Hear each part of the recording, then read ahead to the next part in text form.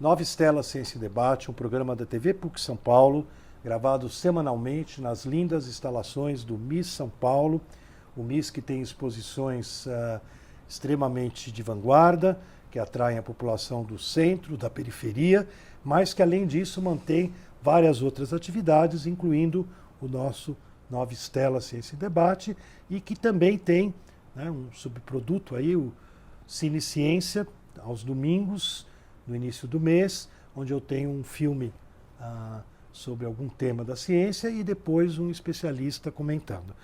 Bom, Nova Estela de hoje, muitas vezes o Nova Estela tem os professores da própria PUC, do programa de História da Ciência, mas nós procuramos também, né, encontrar aí cientistas de outras áreas, de outras instituições, que venham aqui trazer um pouco da sua experiência, da sua trilha, né, como está na moda agora, a sua trilha aí pelo planeta, em busca da ciência, enfim, né, de boas coisas acontecendo para as pessoas.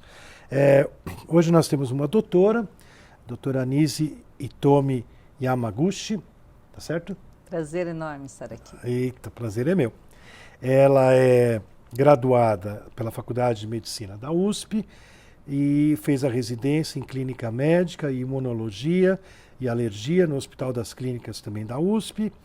E durante seus estudos realizou cursos na Alemanha, Suíça, sobre a visão humanística do paciente e seus familiares. Participou de reuniões em Nova York com cientistas do Memorial Sloan Kettering Cancer Center.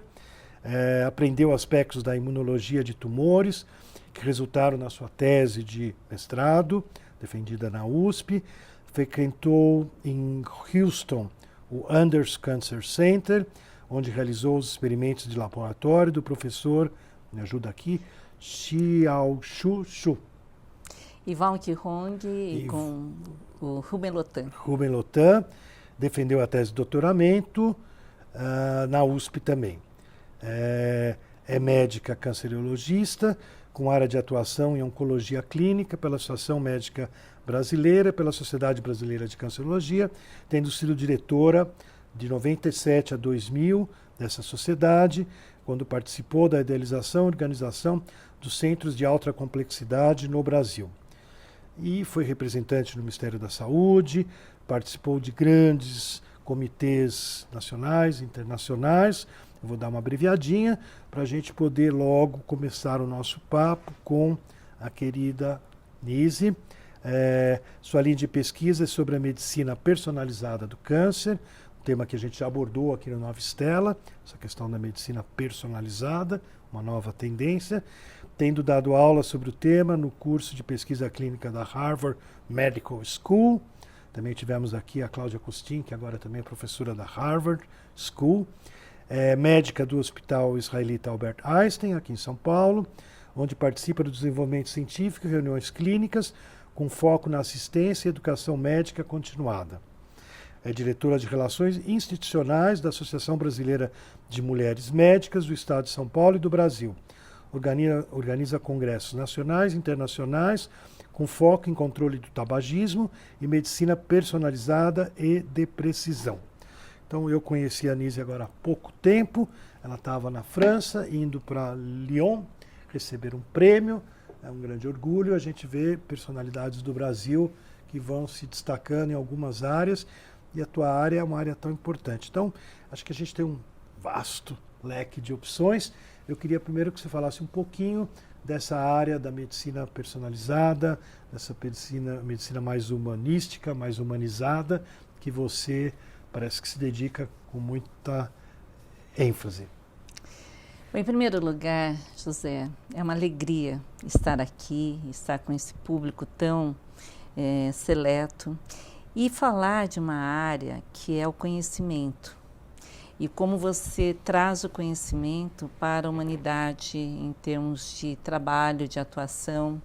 O acesso que eu tive, né, nesse pequeno currículo de atuações, eu vejo assim, a influência de tantos mentores que eu tive. Então, eu tive grandes amigos, pessoas que já trilhavam um caminho sólido e consistente e profundo. Então, os grandes cientistas da área da oncologia, tenho a influência direta deles, numa época em que os tratamentos eram fundamentalmente baseados em métodos muito empíricos, onde os primeiros protocolos de tratamento de câncer eram baseados em 30 pacientes, 15 pacientes, com combinações de quimioterapias muito tóxicas, onde nós tínhamos pouquíssima oportunidade de proteger os pacientes dos efeitos colaterais. E nos últimos quase 40 anos que eu estou nessa área de oncologia clínica, nós tivemos o acesso a uma gama de novas estratégias, desde diagnósticas, que passam pelo fato de que eu acompanhei uma das primeiras máquinas de desenvolvimento da ressonância magnética na Alemanha, uma das primeiras máquinas de PET-CT do Memorial, em Nova York, os testes genômicos que culminaram no código do DNA e que hoje, por menos de $2.000, você consegue praticamente fazer todo o exoma, que é a área visível de uma leitura mais rápida do código do genoma.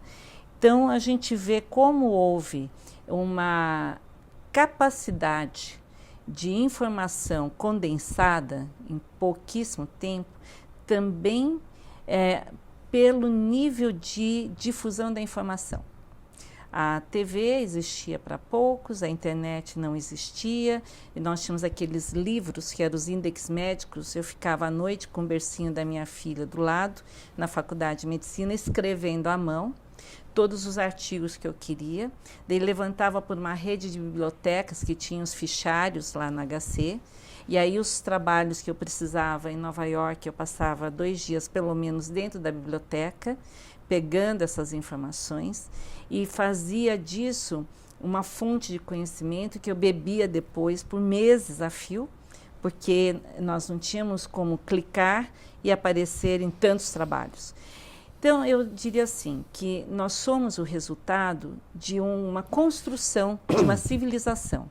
O conhecimento, ele não vem de uma área específica, ele vem de um conjunto de genômica, proteômica, de pesquisas ligadas a como vamos traduzir isso numa metodologia prática e de como vamos aplicar esses tratamentos para os pacientes. Então, quando a gente fala de medicina humanizada, a gente fala principalmente desse olho no olho, desse I do care, eu realmente me importo com você.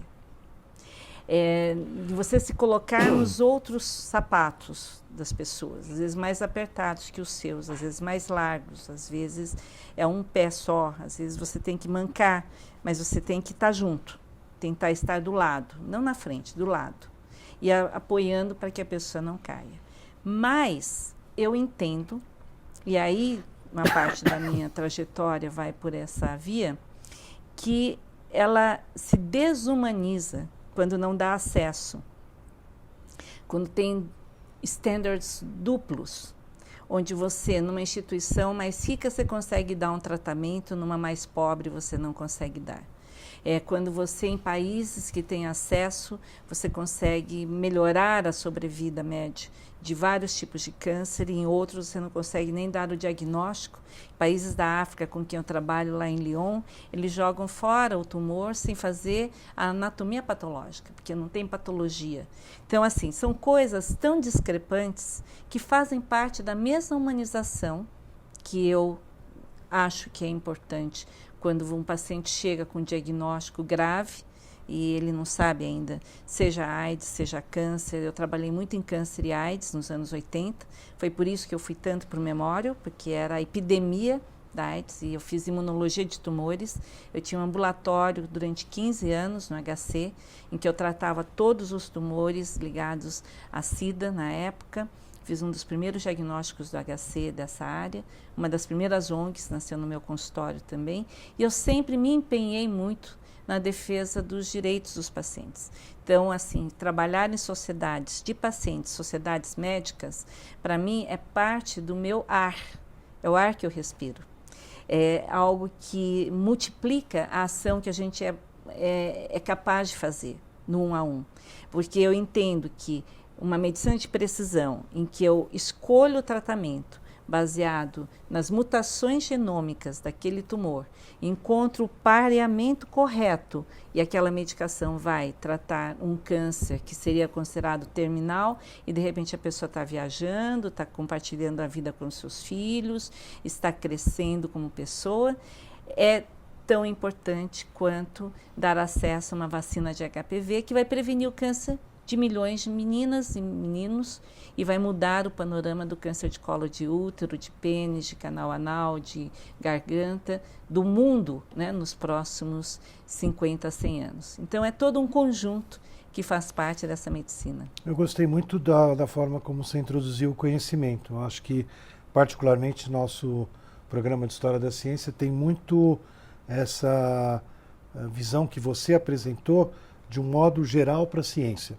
Tá? Não apenas agora, né, mas a ciência, ela, ao longo da história, ela foi fruto um pouco do que você falou, quer dizer, uma troca de conhecimento, né, uma troca de experiências, uma grande interação de grupos, né, que agora, eu acho que você tem razão, principalmente no século XX, agora no século XXI, vai se tornando mais ainda interligada, mas que sempre foi. Na verdade, o mundo moderno, em relação à ciência, a gente defende a tese de que grande parte desse boom, como você falou, em poucos anos, muita coisa muda. Né? É porque a gente tem cabeças, né, mentes, né, espíritos mais interligados. Né? Alguma cola aí que aconteceu e que continua acontecendo. Essa cola, o que você chama de cola? Porque é uma coisa fantástica isso. Como é que, de repente, os renascentistas estavam todos juntos no lugar, os impressionistas tomavam café ali no Marré, os criadores da inteligência artificial estavam juntos na Califórnia. Como é que a gente tem essa cola? O que é essa sincronicidade?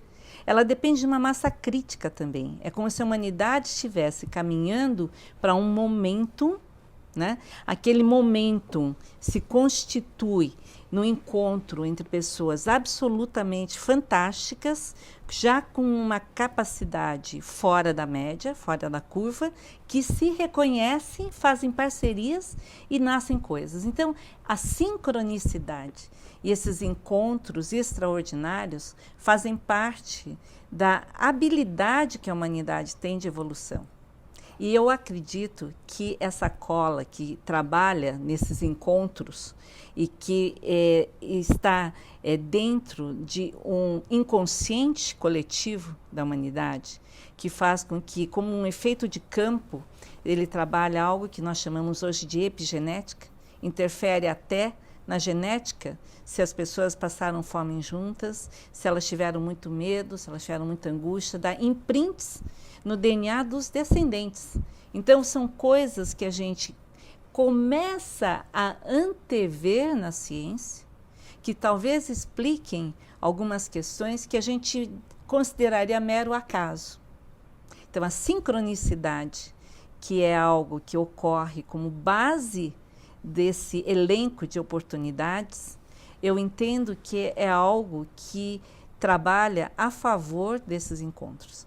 E uma outra coisa muito linda é que muitas das coisas que estão nos submundos do inconsciente ou que não se tornaram visíveis para a humanidade participaram da ciência não escrita, quer seja, existem coisas que se perderam na memória registrada por papéis, ou por escrita cuneiforme, ou por escritas por hieróglifos, enfim, porque nós temos só pedacinhos do conhecimento, do que dá para imaginar do que era aquela civilização naquele momento, mas que eu acredito que aquilo permaneceu num imprint da humanidade, da conquista dos conhecimentos, que uma biblioteca de Alexandria não se perdeu para sempre, porque aquele conhecimento ficou atávico. Então, nós somos também resultantes dos esforços individuais sustentados. E a medicina, ela é uma sequência de verdades absolutas transitórias. O que é isso? Em cada momento, Os médicos achavam que eram donos da verdade. Houve uma época em que, na medicina inglesa, todos os livros de anatomia não tinham apêndice no intestino. Por quê? Porque toda a anatomia era baseada na anatomia do porco, que, segundo eu li, não existia apêndice. Pode ser que seja incorreto. E só mais tarde, quando pôde ser feita a dissecção de cadáver, etc., foi autorizado, é que se reviu a anatomia do que antes era considerado escolástico, verdade absoluta. Assim como a contaminação de bactérias, se colocava terra ou esterco no coto umbilical das crianças. Até que, mais tarde, com as infecções, etc., soube-se que existiam bactérias. Então, essa sequência de verdades absolutas para aquela fase transitórias também exige que as pessoas que estejam na ponta da ciência tenham uma compreensão do que existe naquele momento, faça a tradução do conhecimento para as novas etapas, mas também tenham a capacidade de trazer o futuro para o presente. Então, isso é lindo quando você observa isso assim, como espectador do desenvolvimento da ciência e da medicina.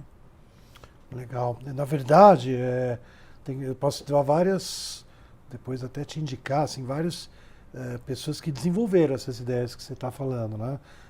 Eu, particularmente, trabalhei vários anos foi até meu doutoramento, né? Mudei meu doutoramento, foi com, você deve ter ouvido falar, um físico da USP, que foi caçado na ditadura, depois virou crítico de arte, e no final da vida estava muito interessado em pensar um pouco a origem do conhecimento. É o Mário Schember. Não sei se você já ouviu falar. Já ouvi falar. Então, o Mário Schember, eu vou te presentear depois, tem um livro dele que chama Pensando a Física, mas na verdade é pensando a ciência, pensando o conhecimento, onde em alguns momentos ele explora exatamente o que você está falando. Quer dizer, esse conhecimento que vem numa forma atávica, vem num conhecimento, num inconsciente coletivo, e que, por uma série de razões, pode aflorar ou não aflorar, né, num determinado momento. E às vezes, como você falou, o Schember acha até que o que vai ser o futuro, né, às vezes é alguma coisa do passado que ficou esquecida, ficou abafada, ficou escondida. Então, na verdade, é um certo zigue-zague que rola, né, e que, como você falou, o Schember era uma pessoa cabeça muito livre, né? E que ele estava mais interessado na mudança que vai acontecendo do que no estabelecimento das verdades absolutas, ou meio absolutas, que vão, né, se cristalizando a cada momento na história, né? Na verdade, elas se cristalizam aqui, mas ao mesmo tempo já estão sendo transformadas ali, né? Por exemplo, o Da Vinci fez algumas maquetes de um helicóptero, né? Assim como ele fez o Nautilus, né? Aliás, o Júlio Verne fez o Nautilus. Mas esses visionários, eles capturaram alguma informação. Aí, de repente, você tem um Santos Dumont fazendo e a discussão dos famosos irmãos americanos que também teriam feito os Wright, ao mesmo tempo a mesma descoberta. Um novelista da Globo, de quem eu cuidei da esposa dele, ele falou, quando eu tenho uma ideia, eu tomo cuidado para não falar, porque a outra pessoa já está tendo a mesma ideia. Essa percepção de que o reino das ideias, ele vem de alguma coisa muito interessante, porque a gente tem a mania de achar que a gente que pensa, né? A gente tem que o nosso cérebro fabrica as ideias. Mas essa rede que caminha, inclusive nos instintos, as pessoas têm instintos animais, e um animal, ele não precisa ver o outro ter bebê para ter o seu próprio bebê. Uma cachorra que eu acompanhei, da minha filha, ela comeu o cordãozinho, e eu fiquei com medo que comesse o bebê, né? Mas ela não comeu o bebê, e ela contava, tinha 7. E ela contava, quando um entrava debaixo do sofá, ela saía desesperada atrás daquele um. Então, ninguém explicou, ela nasceu num canil. quando ela foi ter a sua primeira ninhada, eu achei que a gente ia ter que fazer muita coisa. Nós só tivemos que não atrapalhar e ajudar a recuperar os 2 últimos, que ela estava muito fraquinha, então ela tomou um pouco de injeção. Mas esse instinto que a mãe vai lá e defende a cria e mata alguém para defender a cria, esse instinto é uma coisa que é muito séria, não é? É muito sério. Ele existe também de uma maneira articulada, arquitetada nas nossas emoções. E um dos maiores trabalhos da educação é controlar alguns dos instintos mais básicos, né? O que a gente chama de educação também é reformatar um pouco dentro de uma linhagem. Então, isso tudo que vem com uma pessoa, que vem dentro dessa dinâmica, desses pensamentos, desses sentimentos, faz parte daquilo que, quando você vai tratar alguém, você tem que reconhecer. Que muitas vezes, na agressão, não é contra você, é a insegurança, é o medo, é não saber o que vai acontecer no futuro. E, como profissional, não dá para levar isso a nível pessoal. Como familiar, também, porque às vezes você é a pessoa que está naquele quarto todos os dias, suas noites, e é contra quem vai toda a agressividade do paciente. Então, ao entender de onde vêm as angústias, de onde vêm as perguntas existenciais mais básicas, a filosofia que nutre a vida daquela pessoa, a gente vai poder, inclusive, escolher os melhores tratamentos, vai poder escolher a melhor sequência, aquilo que para aquela pessoa ela suporta e aquilo que para aquela pessoa é uma oportunidade de mudança. Então, eu acho assim que quanto mais a gente estiver limpo dentro, como se fosse um cristal ou uma água transparente ou um espelho limpo, você pode ajudar a refletir mais para o outro aquilo que ele precisa como próximo passo.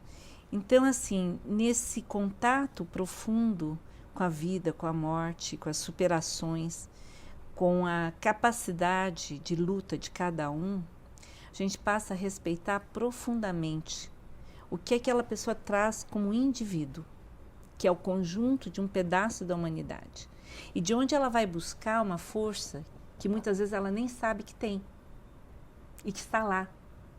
Só que está lá fechada dentro de várias carcaças e várias defesas, e que naquele momento que ela se rompe as defesas, tem um surrender, ela pode acolher uma força de vida que vem também com a mesma força e que traz uma essência, uma capacidade de luta e de a medicina enfrentamento. você vê que está mais desperta para esse tipo de input, desse tipo de visualização, preocupação dessa dimensão do paciente, que ele pode colocar forças, né, em movimento para ajudá-lo na cura. Eu digo até porque eu tenho observado, e parece que vai se tornar uma tendência, assim, os hospitais facilitando para o cachorro das pessoas visitarem o paciente. Né? É uma novidade, né? É uma cena inesquecível. Uma paciente que ficou cega e que recebeu a visita de um bacê e a alegria que ela tinha com esse cachorro na cama no hospital. O paciente teve que passar pelo veterinário, teve que passar por um setor, não sei o que, tomar banho, fazer um monte de coisa. Mas nós preparamos tudo para isso poder acontecer. Então, assim, quando você tem essa oportunidade de presenciar essa relação humana que é da doação, né? O animal, ele é incansável na sua capacidade de amar, né? De doação. Ele é impressionante. Então, a relação ser humano-animal traz isso. Mas essa humanização que você está se referindo, se reflete nessa oportunidade de ter os animais, mas também tem todo um processo de reeducação da ciência e da humanidade em termos de acreditar essa nova ciência como parte. Então, M.D. Anderson, por exemplo, ele tem um setor de pesquisa que faz meditação e yoga em pacientes com linfoma, uma yoga tibetana. Metade faz e metade não faz. E eles demonstraram que aquela que fazia ia melhor. Tem um outro grupo ali dentro trabalhando emoções disruptivas na infância e a sequência depois de distúrbios que podem ter levado a algumas doenças. No Memórias Lancatrin, um grande amigo meu, Bill Breitbart, ele que é psiquiatra, ele é ateu, e ele desenvolveu uma técnica para aproximar a pessoa da divindade dela. Porque como ele não acredita nas ideologias